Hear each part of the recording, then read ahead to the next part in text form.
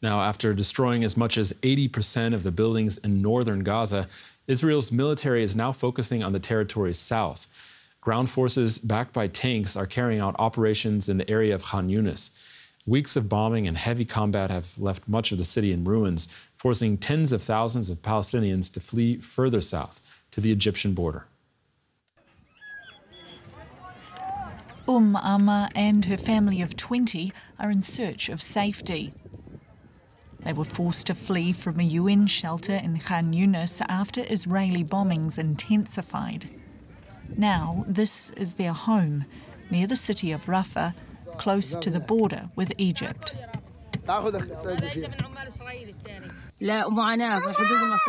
We've been suffering a lot here. There's no food or drink.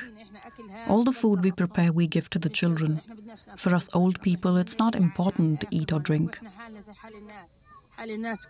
Everyone's situation here is difficult. We live in great suffering. There's no drinking water, there's no help, not even the most basic elements of ordinary life. Amid ongoing clashes with Hamas, Israel escalated its bombing of Khan Yunis.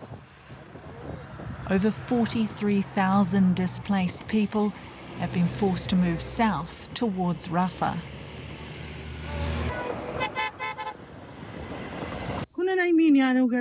We were sleeping peacefully when suddenly there were clashes and shells started falling on us. We couldn't sleep all night. I don't understand the reason for this behavior. The UN estimates around 85% of Gaza's population has been displaced by the war. Many families have been forced to move multiple times. We hope that the war will end peacefully and that we'll be able to live a safe, normal life with our children, because our children don't live in safety at the moment.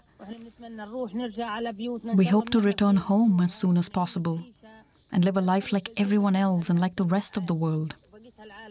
Our situation and that of our children is very bad. Amma and thousands of Palestinians in Gaza hope that they can return home one day. For now, though, home is this makeshift tent on the Gazan border. Now, people caught in the crossfire of the Hamas-Israel war in Gaza have experienced extreme violence and destruction ever since the October 7th Hamas terror attacks. One woman who escaped the fighting with her 5 children and moved to Johannesburg in South Africa has been sharing her story with DW. A heartfelt message comes with a plea for a ceasefire in the region. So I really think that we are fortunate that we actually got out. It's a miracle from God. Yeah. Because we saw a lot of things that we were not supposed to see. Zakira Chotia is able to reflect on her life in Gaza from the safety of her home in Johannesburg. She returned to South Africa in December after escaping with her children. She shows us the area that was once her home, destroyed by bombing. The vibration of the sound of the missiles as it hit the ground, it cracked every part of the entire, all of the windows that was within the building, it cracked and it came like spikes around you. So if you were in the wrong position, you would be like really, really badly hurt. Chotia spent more than 25 years living in Gaza. She married a Palestinian man, raised a family and built a life there, teaching English and doing humanitarian work. But that life came to an abrupt end when Israel launched its war against Hamas in Gaza following their terror attacks on October 7th. We saw how the buildings were collapsing in front of our eyes, and as they were bombing, they were targeting an area like 3 minutes from our home. And as the kids and I watched from our balcony, we said, we can't, it's really coming close to us. This is not something that we can play with our lives. So we went into a primary school that we stayed for a week. Difficult circumstances, sleeping on the floor, highly densely populated, and everybody was screaming and in a lot of terror and rage. That was when she realized they had to leave. She turned to the South African embassy for help.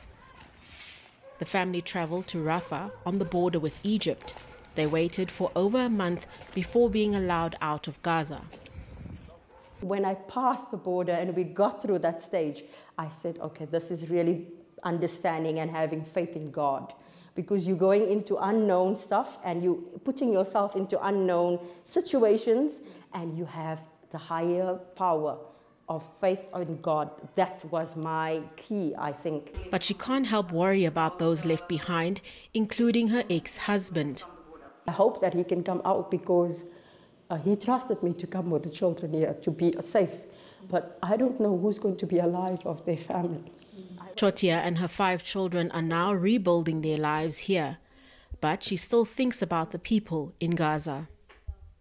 They really need people that can really do their part in getting them a ceasefire that can hold. They need peace in their lives.